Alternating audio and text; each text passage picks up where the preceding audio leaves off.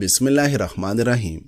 ناظرین، رات کا کھانا جلکا لینے سے ہارمونز اور شوگر کنٹرول میں رہنے میں مدد ملتی ہے۔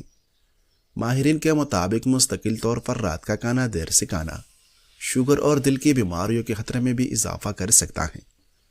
عثمان رضی اللہ عنہ اپنے گھر میں تھے اور بائی کئی دن سے آپ کے گھر کا محاصرہ کیے ہوئے تھے۔ ایک روز آپ اپنے گھر کے دروازے کے پاس آئے تو آپ نے باغیوں کی طرف سے قتل کی دھمکی سنی۔ آپ دروازے کے پاس سے ہٹ کر اندر گھر میں ان لوگوں کے پاس گئے جو آپ کے ساتھ گھر میں تھے۔ اس وقت آپ کا رنگ بدلا ہوا تھا۔ فرمایا، یہ لوگ ابھی مجھے قتل کی دھمکی دے رہے تھے۔ لوگوں نے عرض کیا، امیر المؤمنین، اللہ آپ کے لیے کافی ہے۔ آپ نے فرمایا، یہ لوگ مجھے کس بنیاد پر قتل کریں گے؟ میں نے رسول اللہ صلی اللہ علیہ وسلم کو فرماتے ہوئے سنا ہے، کسی مسلمان کا خون حلال نہیں الا یہ کہ 3 باتوں میں سے کوئی ایک بات پائی جائے: ایمان کے بعد کافر ہو جائے، یا شادی کے بعد زنا کر لے، یا کسی جان کے بغیر بدلہ کے قتل کیا ہو۔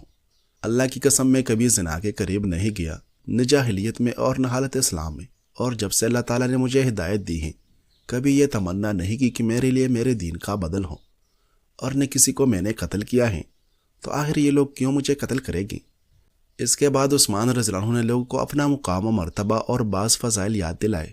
چنانچہ آپ نے فرمایا، میں ان حضرات کو اللہ کی قسم دلا کر پوچھتا ہوں جو حرا کے دن رسول اللہ صلی اللہ علیہ وسلم کے ساتھ حاضر تھے، اور جب پہاڑ ہلنے لگا تھا تو کیا اللہ کے رسول صلی اللہ علیہ وسلم نے قدم سے اس کو مارتے ہوئے نہیں فرمایا تھا، اے حرا تو ٹھہر جا، تیری اوپر یا تو نبی ہے یا صدیق یا شہید؟ اور میں اس وقت آپ صلی اللہ علیہ وسلم کے ساتھ تھا، تو لوگوں نے اس کی شہادت دی۔ پھر فرمایا، میں ان حضرات کو اللہ کی قسم دلا کر پوچھتا ہوں جو رسول اللہ صلی اللہ علیہ وسلم کے ساتھ حاضر تھے، کیا رسول اللہ صلی اللہ علیہ وسلم نے نہیں فرمایا، جو اس گھر کو مسجد میں شامل کر کے اس کو وسیع کر دے، اللہ اس کے عوض اس کو جنت میں گھر دے گا؟ تو میں نے اس گھر کو اپنے مال سے خرید کر مسجد کی توسیع کر دی۔ باغیوں نے اس کی بھی شہادت دی۔ پھر فرمایا، میں ان حضرات کو اللہ کی قسم دلا کر پوچھتا ہوں جو رسول اللہ صلی اللہ علیہ وسلم کے ساتھ تھے، کیا بئر روما ایک یہودی کی ملکیت نہ تھا جو اس کا پانی بیچتا تھا، اور رسول اللہ صلی اللہ علیہ وسلم نے فرمایا، کون ہے جو اس کوے کو خرید کر اس کا پانی ہر راہ چلنے والے کے لیے عام کر دے؟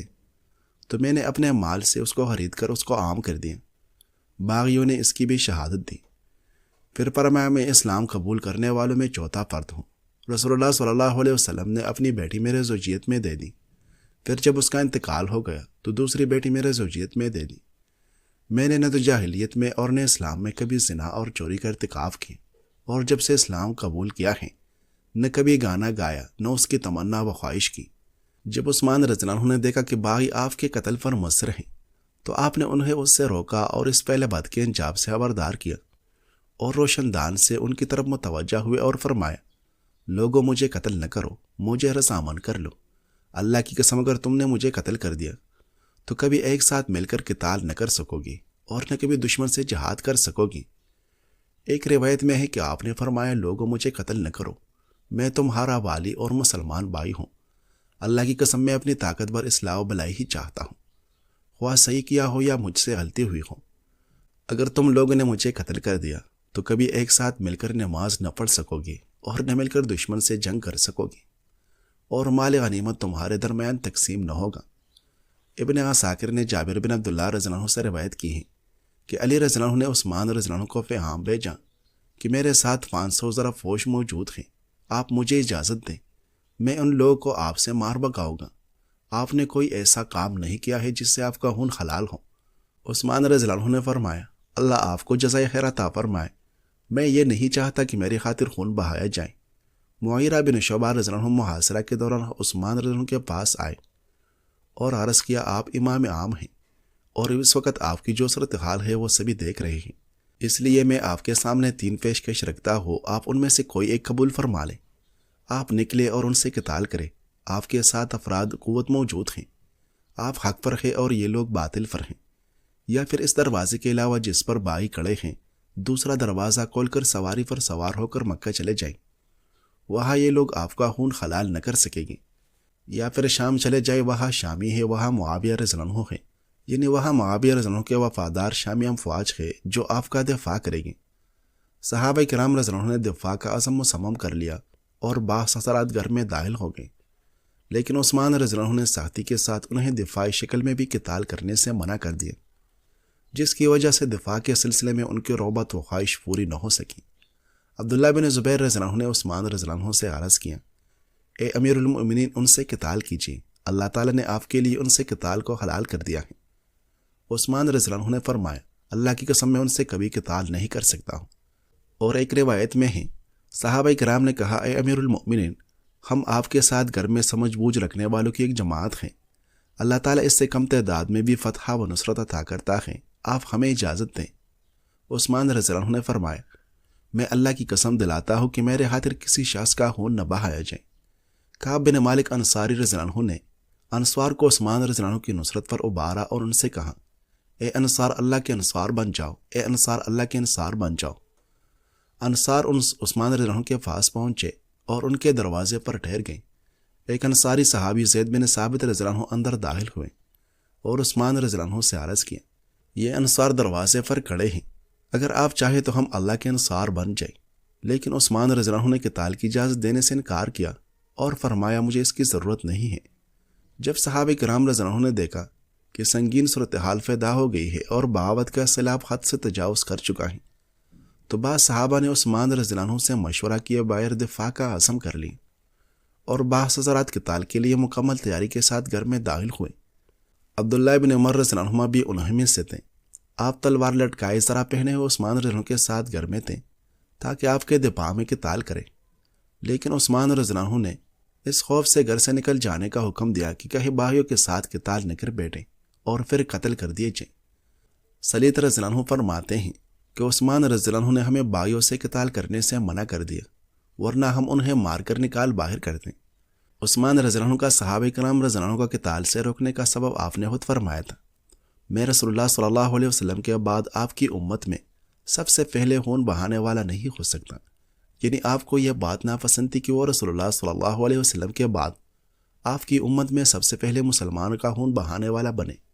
آپ کو یہ علم تھا کہ باغی صرف آپ کو قتل کرنا چاہتے ہیں، اس کے علاوہ انہیں اور کچھ نہیں چاہیے، اس لیے آپ کو یہ بات ناپسند تھی کہ مومن کے ذریعے سے اپنے بچاؤ کرے اور باغیوں کے خاتمے کے نتیجے میں اس کے اپنے ساتھی بھی شہید ہو جائیں گے۔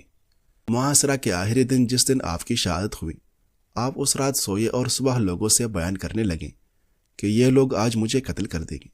پھر آپ نے فرمایا، میں نے خواب میں رسول اللہ صلی اللہ علیہ وسلم کو دیکھا اور آپ کے ساتھ ابوبکر و عمر رضی اللہ عنہ تھے۔ نبی کریم صلی اللہ علیہ وسلم نے فرمایا، اے عثمان، ہمارے ساتھ افطاری کرنا۔ آپ نے صبح روزہ رکھا اور پھر اسی دن آپ شہید کر دیے گئے۔ باغیوں نے گھر پر دعویٰ بول دیا۔ ان کے مقابلے میں چند صحابہ کرام اور ان کے بیٹے موجود تھے، وہ ڈٹ گئے اور قتال شروع ہو گئے۔ عثمان رضی اللہ عنہ نے آواز لگائی، اللہ اللہ، تم لوگ میری نصرت سے آزاد ہوں۔ لیکن ان نوجوانوں نے بات نہ مانی۔ عثمان رضی اللہ عنہ کے غلام نصرت کے لیے پہنچے، آپ نے انہیں روک دیا، بلکہ یہ اعلان کر دیا کہ جو اپنا ہاتھ روک لے وہ آزاد ہیں۔ آپ نے ایسا اس لیے کیا کہ نبی کریم صلی اللہ علیہ وسلم کی جانب سے شہادت کی خبر پر آپ کو مکمل یقین تھا کہ وہ شہید کیے جائیں گے، اس لیے آپ نے چاہا کہ ان کے سبب خون نہ بہایا جائیں اور مسلمانوں کے درمیان فتنہ کا سبب نہ بنے۔ باغی آگے بڑھے اور دروازہ اور صاحبان کو آگ لگا دی۔ گھر میں جو لوگ تھے بڑک اٹھے۔ اس وقت عثمان رضی اللہ عنہ نماز میں تھے، آپ نے انہیں روکا، لیکن معیرہ بن اخنس، حسن بن علی، محمد بن طلحہ، سعید بن العاص، مروان بن الحکم اور ابو ہریرہ رضی اللہ عنہ نے ڈٹ کر قتال کیے۔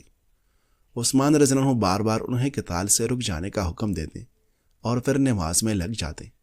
پھر عثمان رضی اللہ عنہ دفاع کرنے والوں کو عدم قتال پر مطمئن کرنے میں کامیاب ہو گئے اور انہیں گھر سے باہر چلے جانے کا حکم دے دیا، اور پھر آپ کے اور باغیوں کے درمیان راستہ صاف ہو گئے۔ گھر میں صرف عثمان رضی اللہ عنہ اور آپ کے اہل خانہ، بچے اور دفاع کرنے والا کوئی نہ رہا، اور گھر کا دروازہ کھول دیا گیا۔ گھر سے جب دفاع کرنے والے نکل گئے تو آپ نے قرآن کھولا اور تلاوت شروع کر دی۔ اس وقت آپ روزہ سے تھے۔ اسی دوران باغیوں میں سے ایک شخص جس کا نام روایت میں مذکور نہیں، آپ کے پاس پہنچا۔ جب آپ نے اس کو دیکھا تو فرمایا، میرے اور تمہارے درمیان اللہ کی کتاب ہے۔ یہ سن کر وہ شخص واپس چلا گیا۔ اس کا واپس ہونا تھا کہ ایک دوسرا شخص داخل ہوا، وہ بنی سدوس کا فرد تھا۔ اس کو الموت الاسود یعنی کالی موت کہا جاتا تھا۔ اس نے تلوار سے مارنے سے قبل آپ کا گلا دبوچ لی۔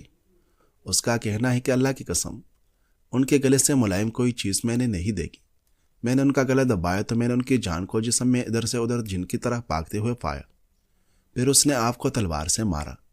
آپ نے اپنے ہاتھ سے تلوار کو روکا، آپ کا ہاتھ کٹ گئے۔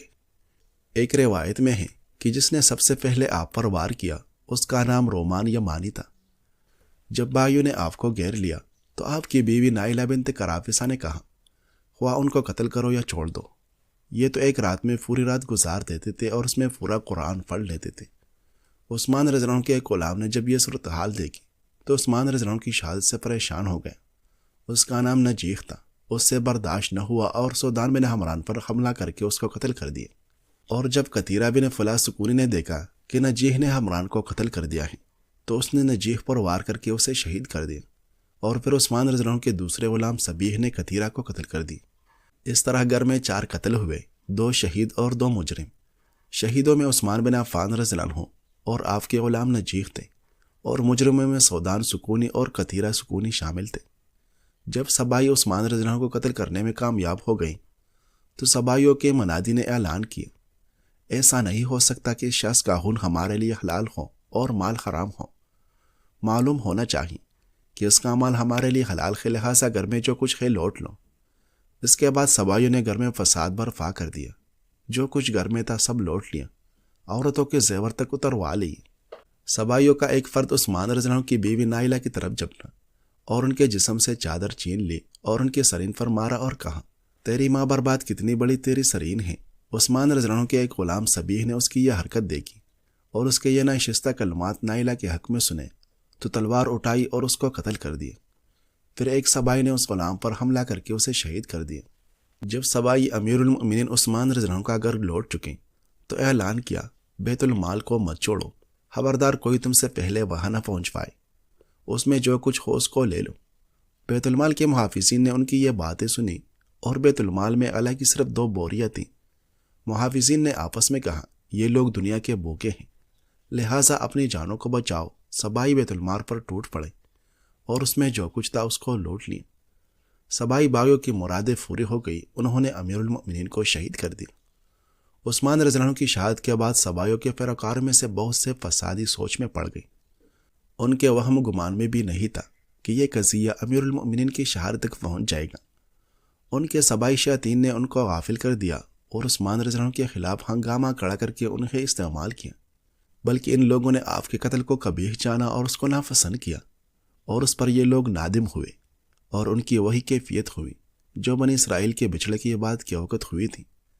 مدینہ میں صالحین اپنی خلیفہ کی شہادت سے غمگین ہوئے، انا للہ و انا الیہ راجعون پڑھنے اور رونے لگے، لیکن کیا کر سکتے تھے؟ مدینہ پر سبائی بائی قابض تھے اور اس میں فساد برپا کر رکھا تھا۔ اس کے باشندوں کو کچھ کرنے سے روکتے تھے، اور مدینہ کا بالفعل حاکم مصری بایوں کا امیر عافقی بن حرب واقعی تھا، اور ان کے ساتھ ان کا منصوبہ ساز شیطان عبداللہ بن سبا یہودی تھا۔ وہ یہودی مقاصد و اہداف کی تکمیل پر شادہ و فرحا تھا۔ زبیر بن عوام رضی اللہ عنہ کو جب عثمان رضی اللہ عنہ کے قتل کی خبر ملی تو آپ نے فرمایا، اللہ عثمان پر رحم فرمائے، انا للہ و انا الیہ راجعون۔ آپ سے کہا گیا، بلوائی اپنے کیے پر نادم ہے، تو آپ نے فرمایا، انہوں نے ہی تو اس کی تدبیر کی۔ علی بن ابی طالب رضی اللہ عنہ کو جب عثمان رضی اللہ عنہ کی شہادت کا علم ہوا تو فرمایا، اللہ تعالیٰ عثمان پر رحم فرمائے، انا للہ و انا الیہ راجعون۔ آپ سے کہا گیا، لوگ اپنے کیے پر نادم ہیں، تو آپ نے اللہ کا یہ ارشاد پڑھا، شیطان کی طرح کہ اس نے انسان سے کہا کفر کر۔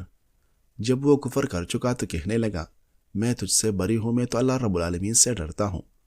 پس دونوں کا انجام یہ ہوا کہ آتش دوزخ میں ہمیشہ کے لیے گئے، اور ظالموں کی یہی سزا ہے۔ ناظرین، سرسوں کے تیل سے جسم پر مالش کرنے سے دوران خون اور جلد کی صحت بہتر ہوتی ہے، جبکہ مسل پر دباؤ میں کمی بھی آتی ہے۔